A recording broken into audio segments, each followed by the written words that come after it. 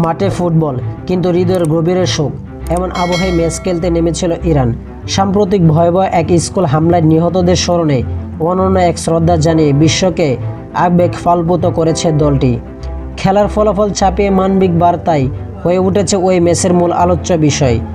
বিস্তারিত থাকছে আরও রিপোর্টে।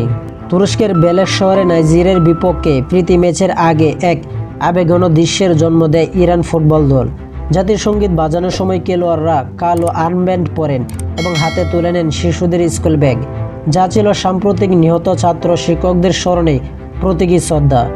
গত 28 ফেব্রুয়ারি দক্ষিণ ইরানের মিনা শহরে একটি প্রাথমিক বিদ্যালয়ে ভয়াবহ বিমান হামলায় অন্তত 170 জন নিহত হন, যাদের মধ্যে অধিকাংশ ছিল শিক্ষার্থী ও শিক্ষক। এই হামলাটি ঘটে মধ্যপ্রাচ্যে যুদ্ধ শুরুর প্রথম দিনেই, যখন ইরানের বিভিন্ন স্থানে হামলা চালায় মার্কিন যুক্তরাষ্ট্র ও ইসরায়েল। ইরান দলে তারকা ফরোয়ার্ড মেহেদি তারিম সহ পুরো দল গোলাপি বেগুনি রঙের স্কুল ব্যাগ হাতে নিয়ে দাঁড়িয়ে থাকে, যা শিশুদের স্মৃতির প্রতি এক মর্মস্পর্শী ইঙ্গিত বহন করে। ম্যাচের অবশ্য 2-1 ব্যবধানে হেরে যায় ইরান, তবে ফলাফল ছাপিয়ে আলোচনায় উঠে আসে তাদের ওই মানবিক উদ্যোগ।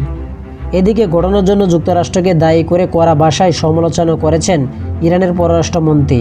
অপরদিকে দ্য নিউ ইয়র্ক টাইমসের এক প্রতিবেদনে বলা হয়েছে, প্রাথমিক তদন্তে ধারণা করা হচ্ছে ভুল টার্গেটিংয়ের কারণে একটি মার্কিন টমহল ক্ষেপণাস্ত্র ওই স্কুলে আঘাত হানে।